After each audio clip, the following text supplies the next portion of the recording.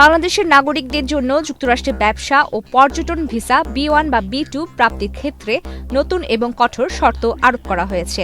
আগামী ২১ জানুয়ারি থেকে এ শর্ত কার্যকর হবে। আজ সোমবার ঢাকাস্থ মার্কিন দূতাবাসের ভেরিফাইড ফেসবুক পেজে এ তথ্য জানানো হয়।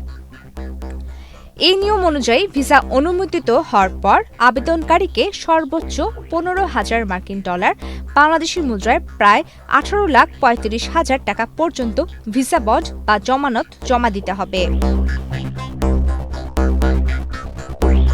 ২০২৬ সালের ২১ জানুয়ারি বা তারপরে যারা ব্যবসা বা পর্যটন ভিসার অনুমোদন পাবেন তাদের ক্ষেত্রে এই নিয়ম প্রযোজ্য হবে।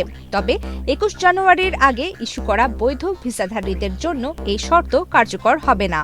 পদ্মা সেতু, মেট্রো রেল এবং এলিভেটেড এক্সপ্রেসওয়ে নির্মাণের গর্বিত অংশীদার বসুন্ধরা সিমেন্ট। জামানতের পরিমাণ সর্বোচ্চ $১৫,০০০ পর্যন্ত হতে পারে।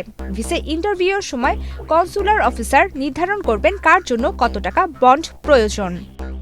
ভিসার মেয়াদ শেষ হওয়ার পর সঠিক সময়ে দেশে ফিরে এলে এবং ভিসার অন্যান্য শর্তাবলী যথাযথভাবে মেনে চললে বন্ডের এই অর্থ আবেদনকারীকে ফেরত দেওয়া হবে। দূতাবাস স্পষ্টভাবে জানিয়েছে যে ভিসা সাক্ষাৎকারের আগে কোনো অবস্থাতে বন্ডের টাকা পরিশোধ করা যাবে না। আগাম অর্থ পরিশোধ করলে ভিসার নিশ্চয়তা পাওয়া যাবে না। এছাড়া তৃতীয় কোনো প্রতারক চক্র বা ওয়েবসাইটের মাধ্যমে লেনদেন না করতে কঠোরভাবে সতর্ক করা হয়েছে। সাক্ষাৎকারের আগে পরিশোধ করা কোনো অর্থই ফেরতযোগ্য হবে না। যুক্তরাষ্ট্রে ভিসার মেয়াদের চেয়ে বেশি সময় অবস্থানের হার কমিয়ে আনতে ট্রাম্প প্রশাসন এই পদক্ষেপ নিয়েছে। এর আগে গত বছরের আগস্ট থেকে বিভিন্ন দফায় ৩৮টি দেশের উপর এই শর্ত আরোপ করা হয়।